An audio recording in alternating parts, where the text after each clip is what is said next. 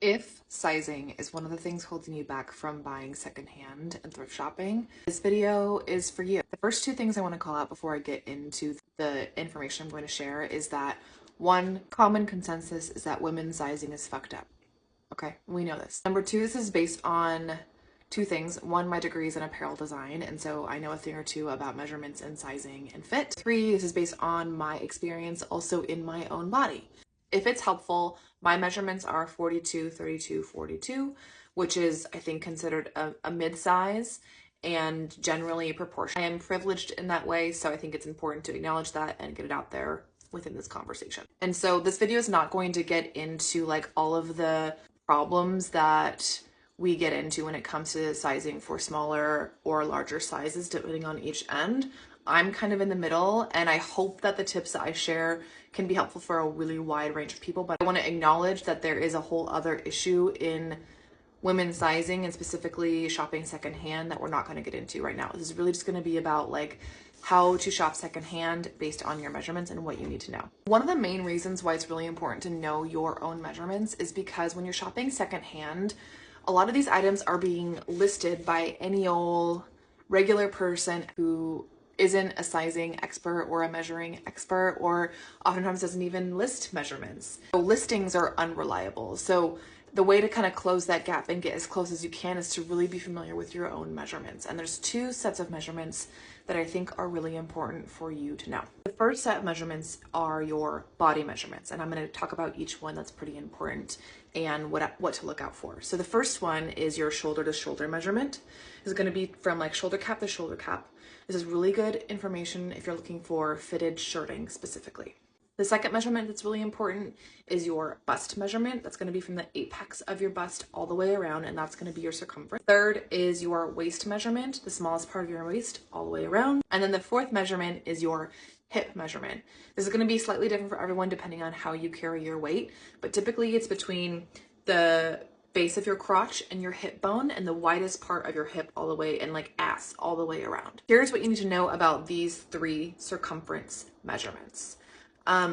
They are often listed as flat garment measurements. And so you're going to want to know what your circumference measurement is, but you're going to also want to cut that in half and know what those measurements are when they are halved, because how a lot of secondhand sellers list their garments is by a flat measurement of the garment laying on the table, and they'll measure it like this. Now, for reference, the bust measurement oftentimes from the garment is from the bottom of the sleeve pit to bottom of the sleeve pit. Okay, so that is how that is measured on a garment.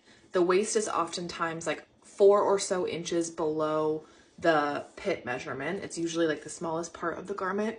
And then the hip, which is usually like a pants measurement that you'll get, is right at the bottom of the crotch seam. They'll measure it flat all the way across the hip with the two legs and the crotch. The last really important measurement that you need to know is your inseam, which is the top of your crotch all the way down to your ankle, or honestly the floor, however you like your pants to fit. So we have your body measurements, and then we also are sort of getting into understanding how those body measurements apply to garment measurements. Now, you might also want to understand other body measurements depending on the shape of your body. For example, if you've got juicy thunder thighs, it's going to be important to understand what the full width of your thigh is and understand what the half measurement of that is, so on and so forth.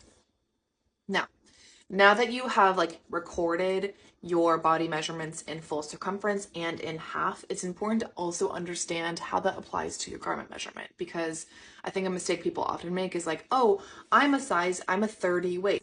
But the thing is that you might not necessarily want to have your jeans fitting snug tight right at a 30-inch measurement. You might want more wiggle room for comfort, right? So it depends on how you like your garment to fit and what specifically you're looking for. You want to take into consideration like the fabrication of the garment. Like, is the garment going to stretch and give you some more wiggle room? One other tip that I want to add in here is another good way to get an understanding of what your body measurement versus preferred garment measurements are is to find a piece in your closet that you really like the fit of and measure the garment measurements of that garment and use that as a framework for what you're looking for when shopping secondhand. Even knowing your body measurements and garment measurement preferences, you probably are still going to experience times where like you order something and you're like, yep, these measurements match up. This is exactly what I think is going to fit me. And it comes and like turns out the seller didn't measure it correctly or the measurements were incorrect on the listing, and that just like